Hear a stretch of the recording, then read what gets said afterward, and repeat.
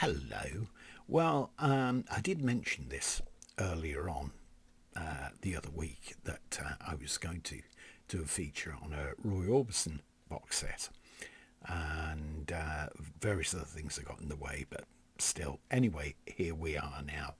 Now, my parents, when I was growing up, were always fans of Roy Orbison.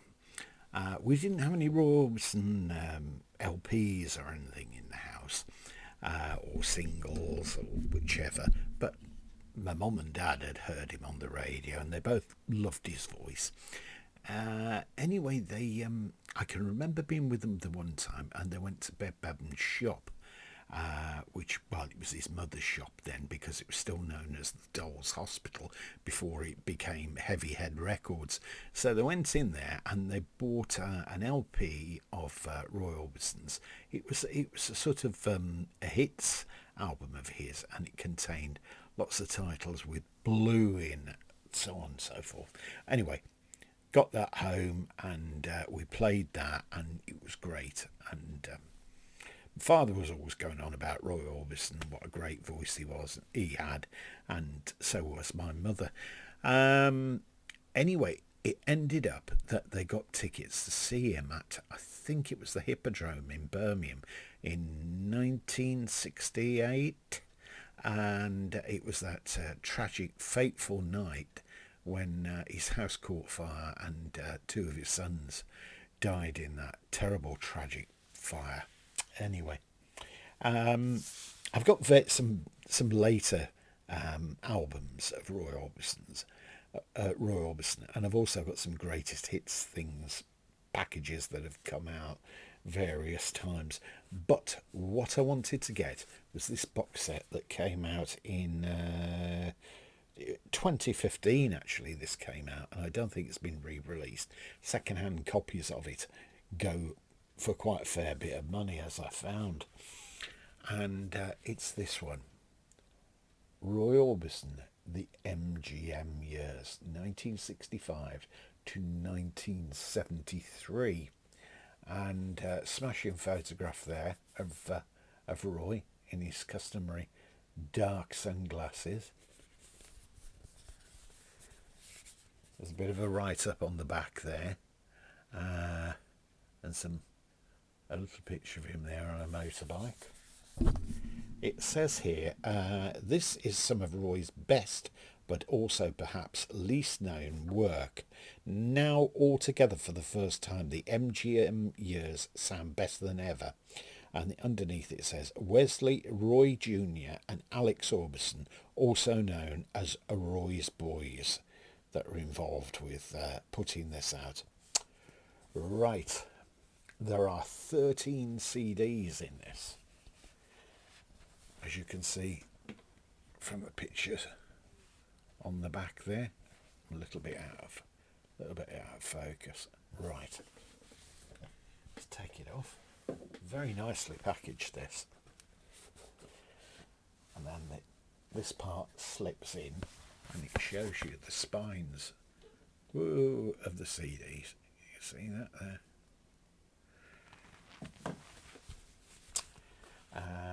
Before I do any of that, I'll show you this. Now that's duplication of the cover, and inside there is a tremendous amount of material. It will take you a few hours actually to read that. It's got duplication of sheet music and so on and so forth. Executive producers Alex Orbison, Roy Orbison Jr. and Wesley Orbison, as I said before. Really gone to town on this. Now, I've heard it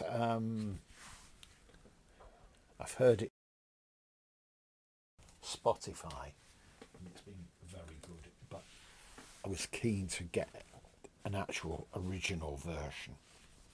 So here we go. I'm not saying that these will be in specific order, but there we go. There's no gatefold.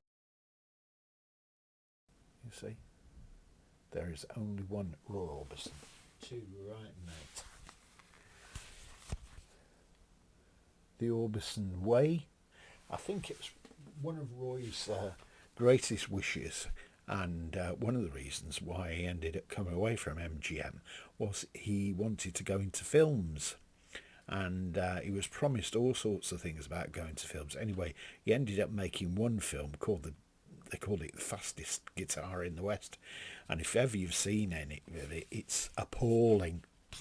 Does not do him justice. He's not the right sort of person to make films. Same as. So there we go. The classic Roy Orbison. One of his classic cars.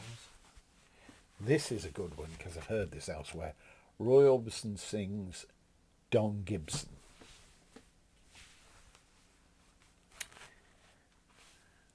And this is the film I was referring to. That's the soundtrack. Roy Orbison, The Fastest Guitar Alive. So he must have actually been made when he was on MGM, but still.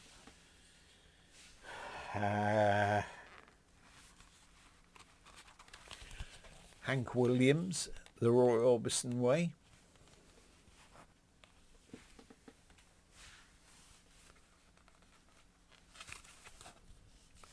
Roy Orbison, The Big O.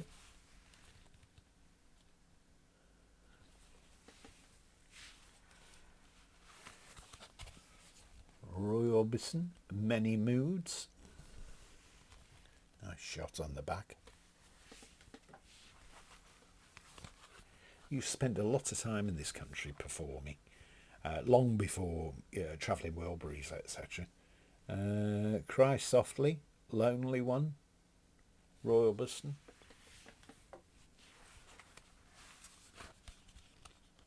And they've actually got inners on these CDs to stop them from scratching, which can happen sometimes.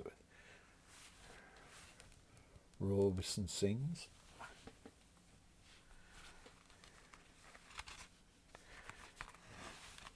Roy Orbison Memphis.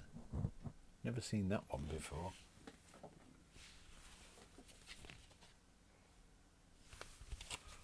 Roy Orbison Milestones.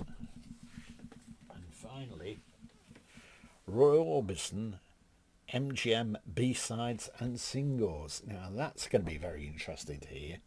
That's 16 tracks on this. Now, it's kicking around on eBay for as much as about £160 I've seen it for. So I was very lucky to get it at the price that I did, and it'll be something to treasure anyway. I like his latter music, but I also like this MGM period and a little bit before. But if you want to have a listen to it, and you're a member of Spotify, whichever, I think it's on Amazon Music as well. Stream it, have a listen to it, because there'll be a ton of tracks that you've not heard before, and it's not because they're bad tracks or anything, it's just because not played really over here.